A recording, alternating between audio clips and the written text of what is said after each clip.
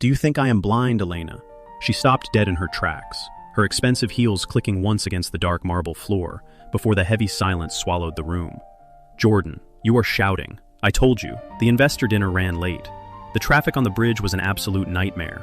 The investor dinner was canceled 3 hours ago, Elena. I know because my development company owns 40% of the firm hosting it. I called the chairman directly. Jordan stepped out from the deep shadows of the kitchen, a glass of ice water in his hand. His face was a mask of pure steel. He did not look broken, desperate, or hysterical. He looked like a seasoned investigator, waiting for the final confession. You are being paranoid again, she sneered, attempting to brush past him while clutching her phone to her chest like a shield. I am absolutely exhausted from managing these clients. We will talk about your deep insecurities tomorrow morning. Look at your wrist, Jordan said, his voice dropping to a dangerous, icy whisper that made her freeze instantly. She paused, her brow furrowing as she looked down. What about it? Your custom platinum watch, the one I bought you for our 20th anniversary last month, the one with your initials engraved on the inside casing. Where is it? Elena's face instantly drained of color. Her fingers flew to her bare left wrist, her skin turning pale under the foyer lights. I left it in the private office locker when I went to the gym after my afternoon meetings. You do not go to the gym in a designer silk dress, Elena, and you certainly do not leave a $50,000 timepiece in a public locker. You left it on the mahogany nightstand at the Grand Plaza Hotel, room 410. It was registered under the name Steve Vance. The silence that followed was heavy enough to crush a weaker man. Elena did not deny it. She could not. Her lips trembled, but Jordan held up a single hand, cutting off the incoming wave of fabricated excuses before she could even utter a word. Do not speak, he ordered coldly. If you lie to me again tonight, I will ensure this ends much worse for you than it already will. Go upstairs. Jordan had spent 2 decades building their life from absolute nothing. He started his career as a basic iron worker, pulling 16-hour shifts in freezing winter conditions until his knuckles bled, eventually founding one of the most respected commercial construction development firms in the state. Elena had been there since the early days of cheap basement apartments, broken heaters, and instant noodles. But massive success changed her core values. As their shared bank accounts grew to 7 figures, her respect for the grueling foundation they built completely dissolved. He noticed the shift a few months ago. The sudden security locks on her phone, the cold distance in their bed, the phantom charity board meetings that always ran past midnight. Jordan was not a man who guessed, threw childish tantrums, or made empty accusations. He had quietly hired a specialized corporate intelligence team, spending $10,000 of his own money to get absolute clarity. He initially expected to find a minor financial discrepancy or a bad investment in their corporate books. Instead, he uncovered a systemic, ruthless betrayal. Steve Vance was a smooth-talking hedge fund consultant who had been advising Elena on her personal charity portfolio. He was also sleeping with Jordan's wife in the very luxury penthouse suites Jordan's hard work financed. They thought they were incredibly clever. They thought Jordan was just a simple, hard-working guy who could be easily fooled while they laughed at his ignorance behind his back during their private rendezvous. They were completely wrong. Jordan had spent his entire life managing complex corporate risks and dealing with cutthroat competitors. He knew exactly how to handle a threat. Jordan did not scream, throw her clothes out the window, or file for a standard divorce the next morning. A simple, quiet legal battle would allow her to walk away with half of his hard-earned empire under the state's archaic marital property laws, claiming emotional distress and lifestyle maintenance. Instead, Jordan decided to play the long game. He needed her to destroy her own professional and social credibility completely, leaving her with absolutely no leverage in court or in the community. The perfect opportunity arrived on a Thursday evening. Jordan's company was hosting a massive charity gala at their private lakeside estate to celebrate the acquisition of a $10 million urban renewal contract. Over 100 of the city's top politicians, elite investors, and prominent journalists were invited. Elena had spent weeks planning every detail, eager to show off her high society status alongside Steve, who was attending as a guest of honor representing the primary investment board.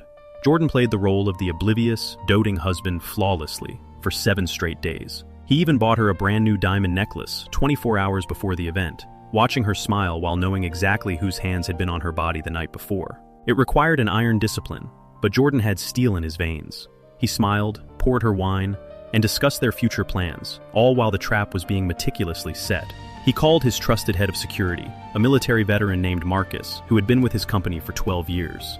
Together, they discreetly modified the media presentation system for the gala. The massive outdoor 50-foot LED screen, which was originally meant to show architectural blueprints and corporate milestones to the gathering guests, was rewired to sync directly with Jordan's private cloud storage drive. The night of the gala arrived, and the execution was flawless. The weather was perfect, the expensive champagne flowed, and Elena looked stunning in a deep emerald gown. Steve arrived later, wearing a tailored tuxedo, shaking Jordan's hand with an arrogant grin that screamed secret triumph. "Incredible achievement, Jordan," Steve said, his voice dripping with false praise as he looked around the grand estate. "You really built an empire from absolute nothing. A true American dream story." "From nothing," Jordan repeated, looking Steve dead in the eye with a calm, steady smile that remained entirely unbothered. "And because I built it from nothing, Steve, I know exactly how to protect what is mine. Enjoy the evening." At 9 o'clock, Elena took the microphone on the grand terrace stage to introduce Jordan for his keynote speech. The crowd of 100 elites applauded warmly, their diamonds glittering under the terrace lights. "Thank you all for coming tonight," Elena beamed, looking radiant under the spotlight. "My husband has sacrificed so much for this community, working tirelessly to rebuild our city's infrastructure.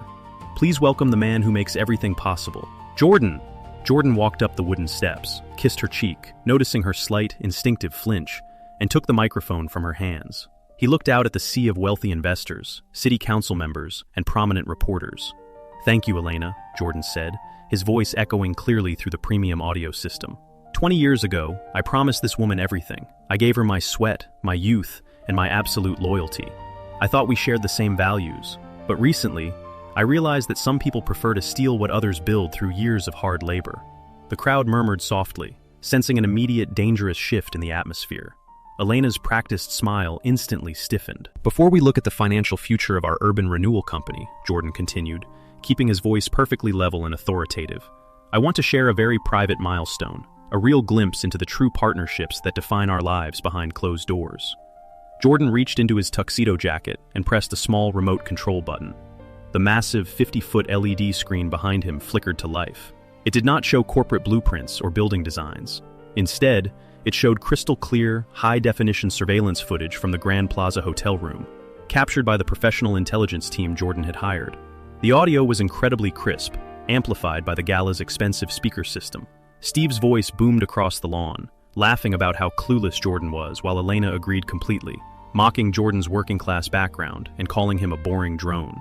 Then came the undeniable visual evidence showing them embracing, followed by a detailed spreadsheet showing how they planned to secretly siphon money from the charity foundation into Steve's offshore accounts.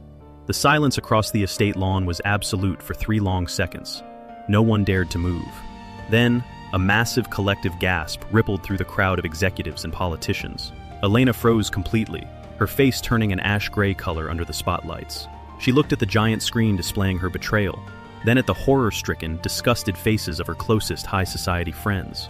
Steve stepped back quickly, his eyes darting around as he tried to slip away into the shadows of the garden. But 2 of Jordan's private security guards immediately blocked his path, grabbing his shoulders with an iron grip. "This is a total lie!" Elena shrieked into the secondary microphone she still held, her voice cracking violently as panic took over. "Jordan, turn this off right now. This is a mistake?" Jordan did not turn it off. He stood there, completely calm, a powerful man, in total control of his domain. "The footage is verified, Elena, and the police are currently waiting at the front gate," Jordan said directly into his microphone, his voice carrying clearly over the entire property. "Not for the affair. That is your own moral bankruptcy and a matter for the divorce court. They are here because the financial tracking records on that screen clearly show you and Steve siphoning $500,000 of public charity funds into a fraudulent shell company over the last 10 months. The crowd erupted into absolute chaos. Journalists immediately began taking rapid photos of the screen and the panicked couple on stage. Investors who had trusted Steve with millions of dollars of their corporate capital looked at him with pure, unadulterated fury. Steve tried to struggle and shout, but the security team pinned his arms behind his back as 2 uniformed police officers walked onto the terrace to place him in heavy steel handcuffs. Elena fell to her knees on the wooden stage, her expensive emerald gown pooling around her as tears smeared her dark makeup. "Jordan, please, stop this. We can talk about this. We have 20 years of history together." Jordan looked down at her, his eyes entirely empty of affection, anger, or regret. There was only cold, hard reality left in his expression. "You stopped talking to me the moment you brought him into our home and our business," Jordan said. He handed his microphone to a stunned board member, stepped calmly off the stage, and walked past the flashing cameras without a single glance backward. The legal and financial fallout was swift, brutal, and absolute. Because the undeniable evidence of massive corporate fraud was exposed publicly in front of high-ranking city officials and district attorneys, the state moved with lightning speed. Steve's hedge fund completely dissolved within a week, as every single major client pulled their capital to avoid being associated with the toxic scandal. He was officially indicted on multiple counts of grand larceny, embezzlement, and wire fraud, facing 10 years in a federal penitentiary.